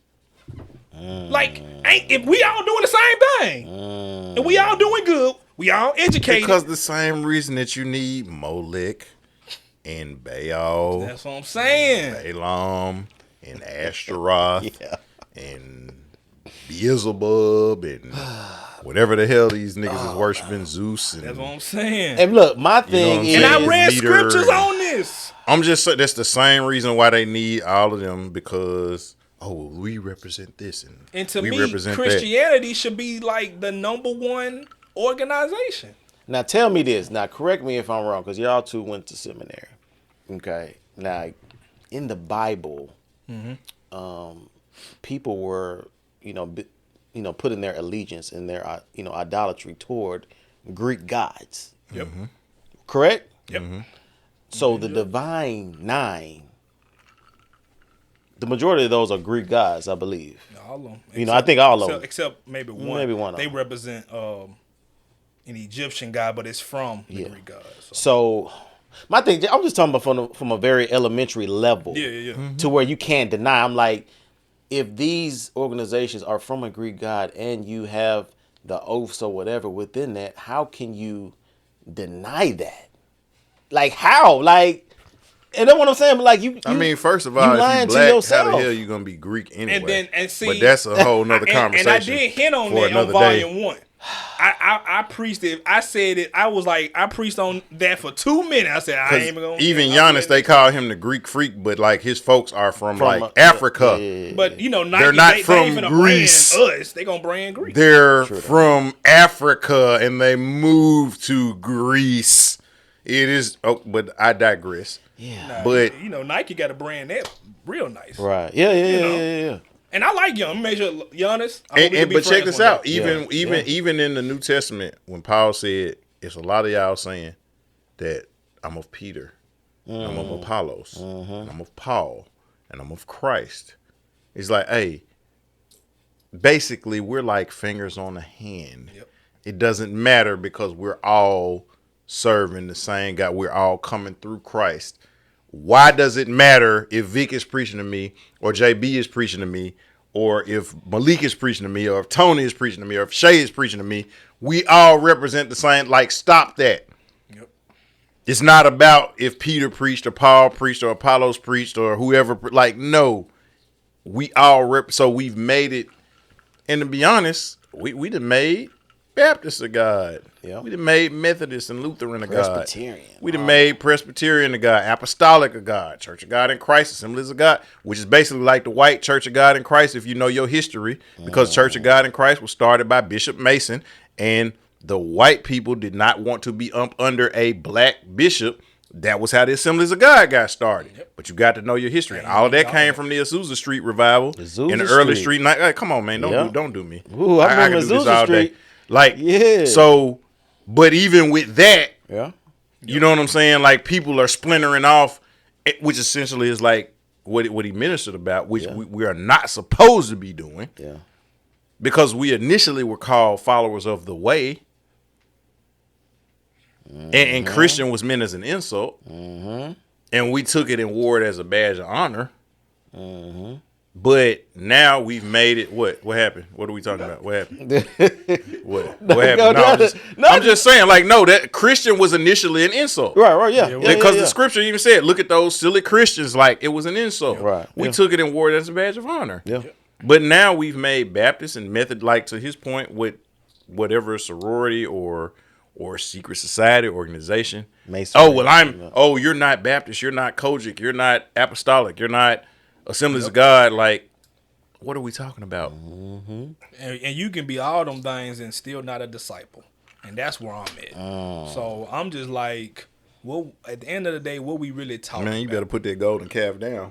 That's all I'm saying. Like, what we really talking Put that about? thing down, bro. And then I spoke on that too with the music industry in that same sermon, volume 2. So, like, at the end of the day, like, I don't just be out here just to be. I'm just here to I'm finna turn everybody up today. Like that ain't how I do. Like, cause like I was telling my wife, I was like, man, I had that sermon about 3 years in the bag, but at the same time, like I knew I wasn't ministerial wise. I was still youth minister. Like I ain't, you know what I'm saying. So for me, I knew at one point, all right, Lord, as you progress the ministry and when I say something, people gonna hear it, like they gonna receive it and respect it. Yeah.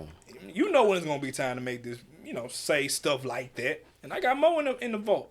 Like honestly, he's surgical with it. It's a Ether. surgical summer. Now the thing is now, because even today you can go on YouTube, you can look up many people denouncing it. Like I've seen stories on YouTube where a lot of people from church to denounce a couple weeks ago. Shout out to the princess. Yep. So it's way more out there with that. Now my hope is that I thought about this too. I'm glad that you did it.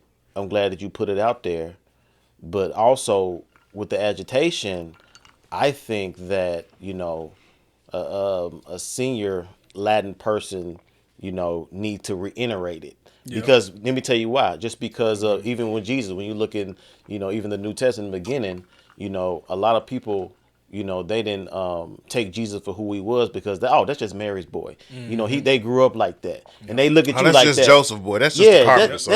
That's just Terrell's boy. That's just Miss Nicole's son. That's just Malik. That was a huge emphasis in the last 2 weeks. Yeah. I came from being Pastor Malik to childhood Malik like that. Yeah. Oh, that's just. Like, oh, wait a minute now, but other sermons, you were with me. It's gonna be hard. We old as hell. You better not ever let me hear you say that that's Prentice Brown's boy or you Roche Red. Like, nigga, I'm me. Nigga, I almost got a whole adult. Like, don't play with me. Man, what?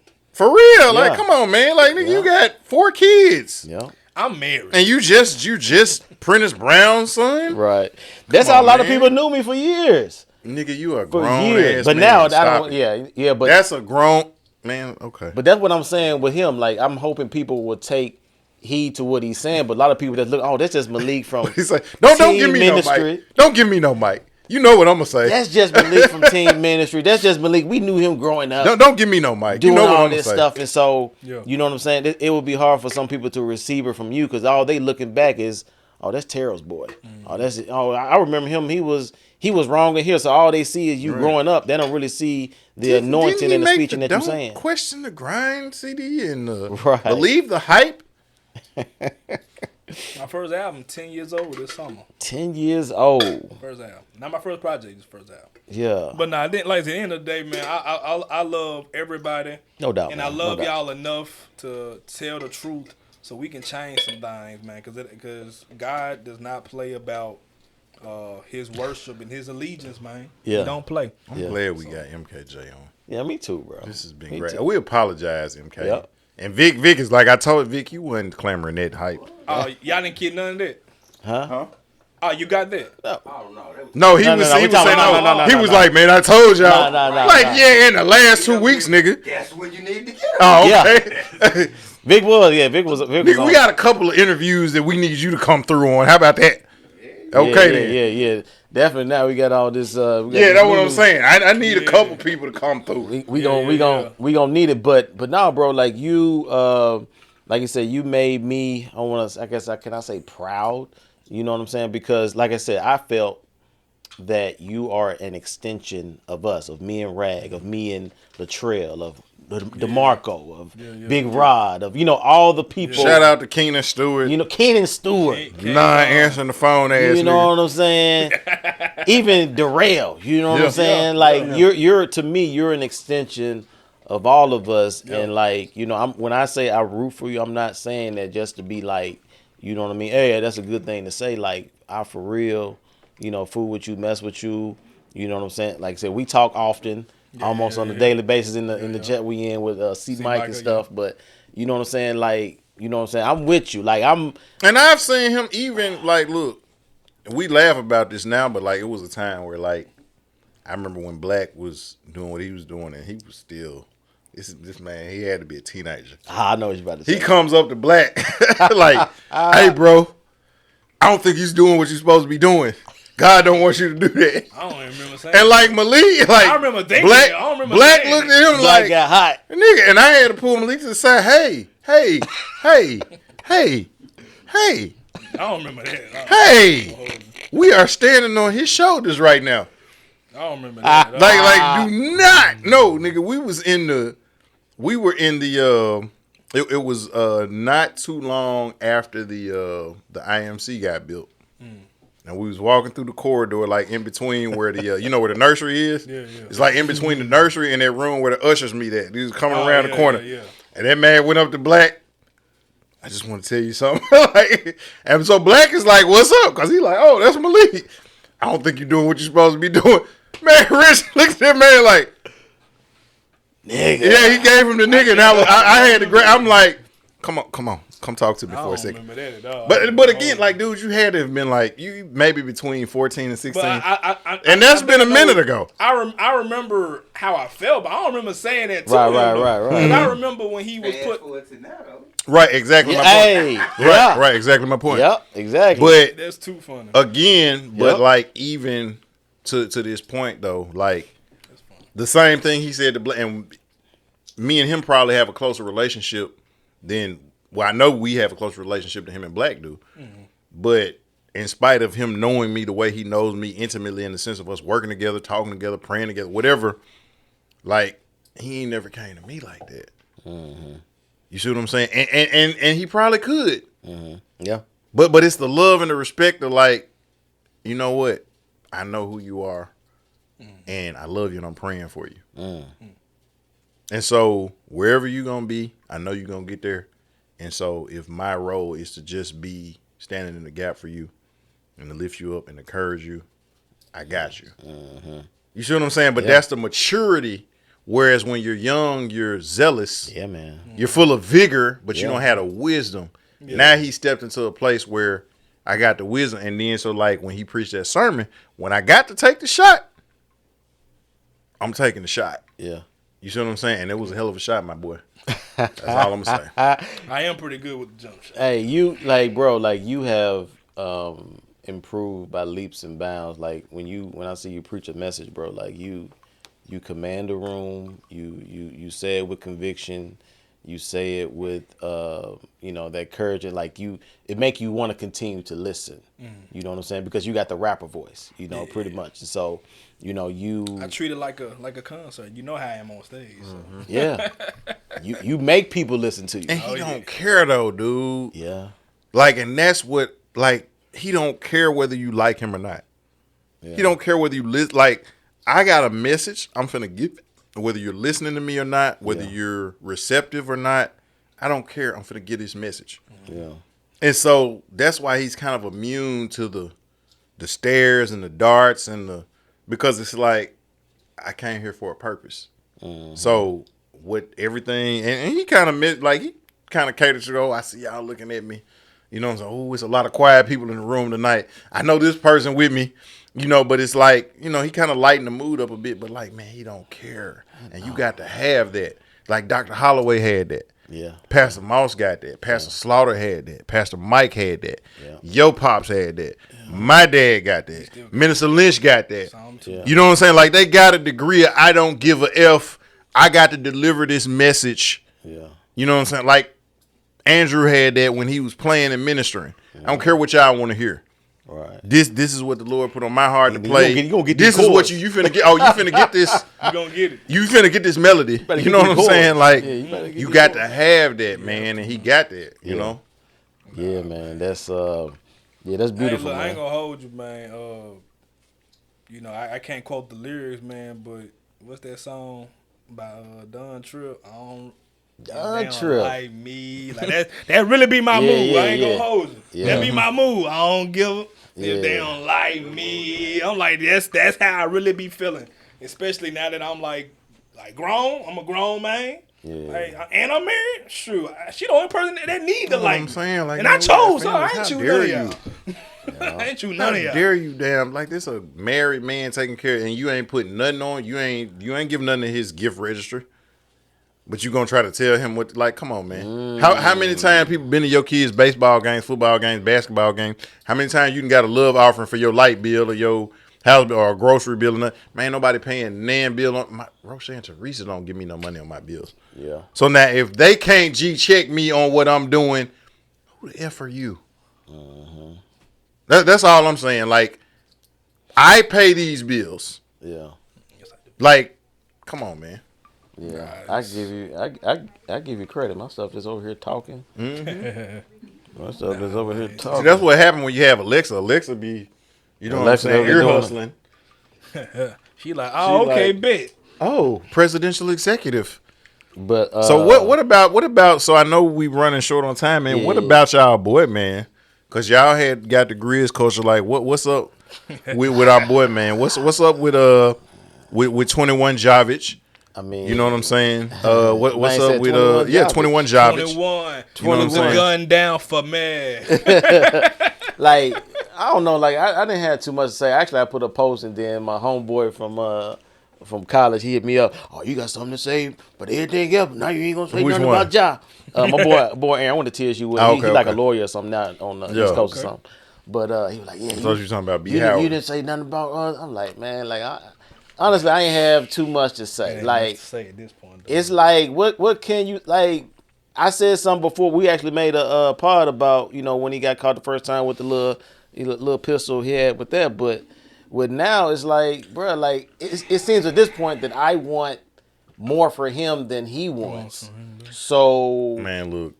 How can I Last get- season, I believe, Presidential Perspective, where I broke down the rule 10 number crack- 1 of the 10 Crack Commandments. Yeah. Never let nobody know what you holding. That nigga let You know what broke hold. you broke the first rule, my boy. Yeah. And that is like That don't make no sense. I don't know, man. Like I'm not blaming his dad or teammates or any of that situation. Like if I'm his homeboy, like nigga, I'm never recording because this nigga Ever. can't be trusted. No, I'm not. I'm not recording, nigga, like your daughter's birthday party. Like, who knows? He might try to shoot out the candles or something. Like, you know what I'm saying? It's a parade in my city. Pow, pow, pow. Like, I don't know. You know what I'm saying? And I love Ja. Like, and again, like you see what I'm a Bulls fan, but like you remember I told you Yeah. I used to deliver to the house that they had out in the Ville. You know what I'm saying? Like I would see the letters with T. Morant. Like I would get hyped because I'd be looking trying to see if I could run into his pops and take like I mess with T. Morant. You know what I'm saying? Like we Demetrius, dang boy. near he like a couple of years older than me. Like I mess with T. Morant. You know what I'm saying? Like that's somebody who I would love to sit down and chop it up with, have a drink with. But like I don't blame him in that situation. Yeah. You know what I'm saying? But like, dude, like No. I'm never recording this nigga ever for nothing. Nigga, I'm not recording him in a post-game interview. You know what I'm saying? Like, I'm not recording him at a press conference after the game. I'm not recording him for a commercial. I'm not recording a voicemail, nigga. Like, it's nothing that I'm recording Ja Morant on at this point. It's sad, bro. It's sad. It's very sad. Too much money, man, to be. And he lost $39 million, right? That's what I'm saying. Like to be, you 39 got 40 million. million reasons to be like. Then 600. I may not need a gun. You know, I may need to. That's why you hire know? security.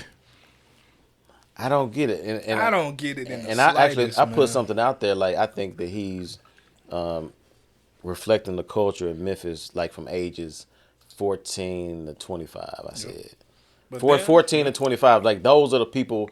Like I don't get it. Just like people when we was growing up, our parents they didn't get us liking NWA and other stuff of that nature. But like to me, this is some on another level. Like I don't think he deserves to be as famous as he is. I think it's a mental issue. Honestly, I couldn't tell you for sure, but I think it's something deeply rooted because I don't get how you can like even want to have it on you. Like I don't. To me, I ain't flashing no gun unless I'm using it. Like I ain't, you know what I'm saying? If you gonna know I'm gonna have a gun, I gotta use it now because you already saw it. Like you know what I'm saying? I ain't gonna flash it. Look what I got. I mean, I'm like using it. obviously, I know you and Crown know obviously, and that still exists. But I don't talk about it. Yeah. Like if you know, you know. Yeah. You know what I'm saying? Like it is what it is. Like Talk about. I just don't. I don't understand. And like you talked about, like a certain generation, and I know MK can attest to this, but like from somebody who I worked at Melrose High School. Well, I was a part of a nonprofit. Yeah. When I tell you that within 2 years, like we had 22 funerals within 2 years. That's that culture. Yeah. It's nothing in valor about that. And so, like, when you talk about me, like, I had one of my kids pull a gun on me. Because I put him out the building because he was stealing. And he got mad because he couldn't come back. And he tried to come back one day and, like, up the strap. And I got, like, I'm not scared. Like I told him that Isaiah 61:1, God got me here. Like, you ain't talking about nothing. Do what you got to do. Man, I ain't talking about that, Mr. Roche. Stop telling me that. That man ran from me because I was quoting scriptures. You know what I'm saying? So, like, but when I say about the life, giving back to the kids in the Orange Mound and South Memphis area, like, it ain't cool to lose. Yeah. You know what I'm saying? Like, kids. What happened? Nah. Who won? An ad came up, yeah. Oh, who won? I thought it was the final score. But, like, you know what I'm saying? Like, that ain't cool. Like, but it's so sad, though. Yep. It's cool when niggas is liking the gun pictures, but then when somebody get their brains blowed out, or you got to have a closed casket, or one of my kids, I went to a funeral, like the work that the morticians did, it could not cover. You could still see the scars where, like, the bullet had ripped through the head. You know what I'm saying? Like, you still see, like, in the hands, you could see where the bullets, and, like, the family was mad because it's like you could still see. You know what I'm saying? Like, but it's so sad. But when he posting the picture, gang, young killer, his nephew, about that life till you get killed. Then it's sad. Y'all correct me if I'm wrong, because I know maybe Vic or even maybe you, Malik, or maybe even PT, but, like, putting guns in the video, like, that's pretty much, like, recent. Like, it ain't been, like, years. Like, the person I remember was NLE Chopper when he first was trying to get on. Yeah. He was in the videos with this. This was like 2016-ish. Yeah. Like, can y'all remember somebody before that was like public, like in music videos, just like boom, boom. Yeah, I think up in the strap, like pointed at the camera, stuff like that. You know, like even with like 2015, 2016. So it was usually the Wayne would do the hand gesture, or right. I mean, when you would see the older ones, it was kind of like if it was, I can't remember what the video was. Yeah, it was almost like they were like creating a movie. Yeah. Right, it wasn't like I'm just rapping. Yeah, and well, carrying. I put that back. No, not even NL. The dudes from Chicago. The dude. Chief Keef and them. Chief Keef. The dude Duckworth with the dude that passed. No, FBG Duck.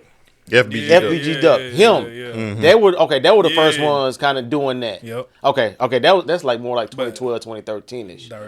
Yeah. Because he got shot prior to that. That's what I'm saying though. Like when we are hurting, or even when we celebrating, like our coping mechanism is our disdain, poisonous culture.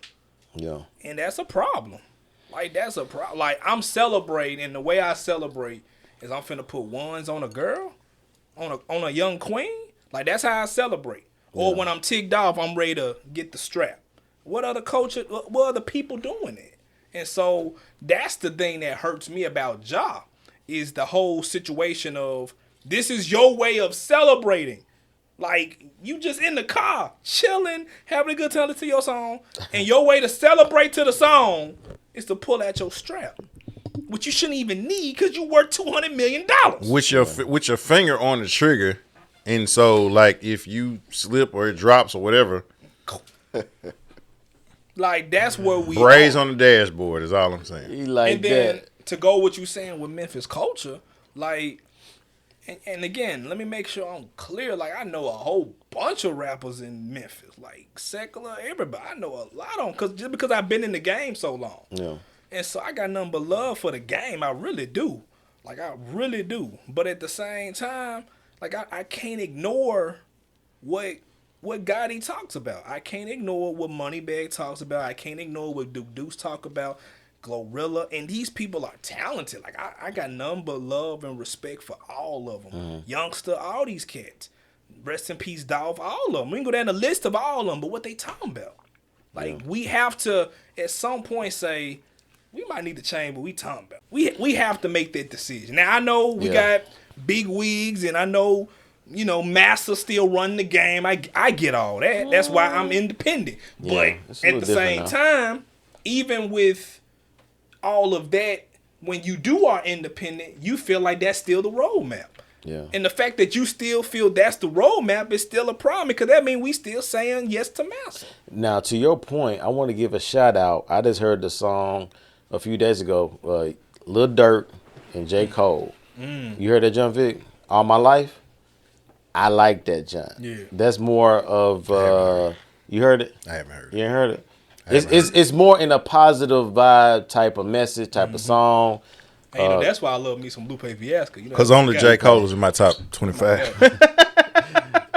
He killed that And I song, too. apologize. Lupe I want like to. Durf. I apologize Lupe. to I my love boy Lupe. Player Tony I love Lupe. And I still listen to KRS. because he didn't get an honorable. He said he didn't get an already- honorable Putting out mention music. in our top 25. Yeah, You still putting out. yeah. He said he didn't like that he was left out of our top 25. So I apologize. Forgive me. Yeah, Player so Tony. you up in there, man. You know what I'm saying? You just got left out. You know what I'm saying? Nah, but check it out. you But an honorable again, but check mention. this out though. Like what I was talking about, MK. Yeah, He's another humble cat though. Yeah. Like as much swagger Yeah. as he has and the way he carries himself, yeah. that is one of the most humble, giving people that I know. Like legit, man. You good? You need anything? Like when he first walked, you need anything? You good? What you need, Yeah. man? I got you. Yeah. But then like we joke about it, and you see us do the hand movement. You know what I'm saying? But Yeah. like he's blessed because he always says it's better to give than to What you say, receive. Johnny? What Right? you say? It is. You know what I'm saying? But he's a giver, which is why he's blessed. Yeah. You know what I'm saying? But like, man, That's real. yeah, I hadn't heard this song by You ain't heard Lil it? Durk Yeah, and J. Cole. I'm gonna have to check it I out. think it's called All My Life, and it's nice. It kind of gives a different vibe of. Actually, Cole actually had a verse that was talking about rappers dying and dying before their time, and so pretty much put a rule out there. Like, look, if you never posted them, before they died, don't post them now. You know what I'm saying, when they dead. Right. He said that should be pretty much like an unwritten rule. So Lupe said on his last album, he literally said, like, on the verse, and the verse was like 8 bars long, and he said, rappers die too much. That's it. That's the verse. And he let the beat rap for 7 more bars. So let me ask you something. If I decide to, it's an interstate, and I decide, you know what, I'm gonna go run on the interstate while this car is coming. If I get hit by a car, did I die before my time, or was I an idiot? Everybody would say, if I voluntarily made a decision to run on the expressway with cars coming, I'm an idiot. Yeah. I didn't die before my time. So now if I am speaking death to myself, if I am doing things to bring about, to create an atmosphere where people want to challenge my mortality, because again, you posting a lot of money, somebody who's starving gonna want to take it. You act like you can knock a nigga out, somebody gonna want to try to fight you. You posting guns and flashing guns and you shoot niggas, you kill niggas. So now, did you die before your time, or are you an idiot? yeah. And that's not, look, I done lost a lot of youngsters I love. I done had to speak at a lot of funerals. Okay. I done had a lot of kids, Mr. Roche, what we gonna do? I done done a lot of that.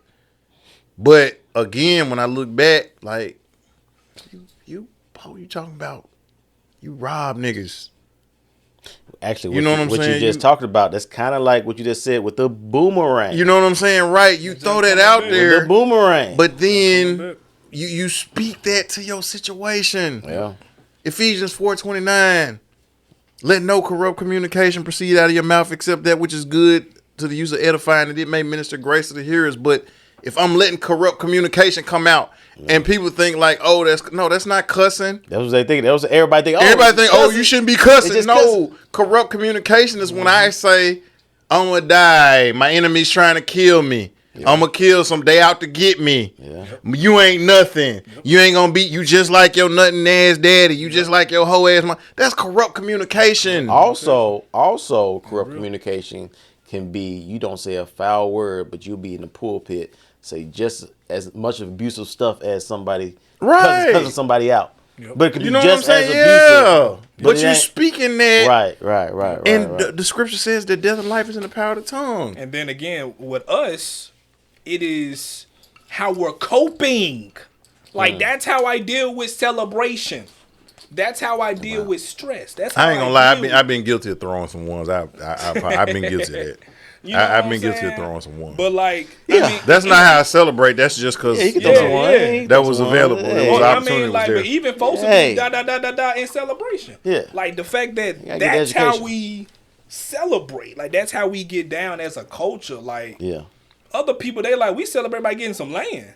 We finna celebrate by getting this business. We got other things to talk about and get into, and it's us that's still well, that's him, well, that's them, versus that's us, and we got to get us right, cause ain't nobody gonna do it, but us. We out, Vic. How we still going? Okay, we good. Okay. Yeah, so man, it's Man, we're gonna have M.K. come back, man. we gotta have him come back. We got to have him come We might back. have to let him come back with somebody else too. You know what I'm saying? You said we might need to get Player Tony in the building too. Yeah, we might need to get Yeah. both of them back. You know, to kind of We get him. Look, he been clamoring. If nothing else, just to have another mic, just so we can hear him chime in. Yeah. You know what I'm saying? Just to hear him chime in. Have another mic or two. You know, but man, this was a dope. Yeah. Man, sit down and parlay. You know what I'm saying? Man, we came in here. You know what I'm saying? Like, man, I'm glad our people came in. What you got coming up, MK? Man, look, music videos on the way, new single on the way. New single, what's it called, man? Man, well, I just dropped a song a couple months ago called "I Have a Wife." You know, I'm having a good time. Yeah, saw that. You know, Yeah, little anthem, just something simple. Video Yeah. coming soon. And then I got a song that's gonna be my street record. This gonna be the song that's gonna finally rival the Hood Type, which is a song called "You a Lie." That's my joint. That's gonna be my. You a You lie. know, it's that joint. It's I know people call it trap music. This is that get out of the trap music. So hope y'all ready for that. Okay. Hope y'all ready for that. Dope. So man, it's been a pleasure. Privilege, man. Shout out to Crown Vic, Player Tony for being in the building. Yes, Oh, sir. yeah, y'all follow your boy on all things social media, MKJ 1015. That's it, MKJ 1015. Nah, I mean, That's it. Right. nah, I mean, Man, JB close us out, brother. Hey y'all, until next time, continue with that executive mindset. And most definitely keep it presidential. Arrivederci. Believe the hype. Yeah, I'll tell you what I believe, man. Let's get it. Woo! Yes, you best believe the hype. MKJ 1015. It didn't cut off. did. I thought you said this one went off. I thought. The battery's been Now look, I'm looking at Vic. I'm like, okay, it's showing up the battery like the last 3 minutes. Oh, for real? Maybe because I'm not recording. I don't need. Oh, okay. I'm here. I got so many questions. yeah. I like this. Me, we going worldwide, but Memphis my city alone. Never that I know who resides in me. I never like in him. There is click.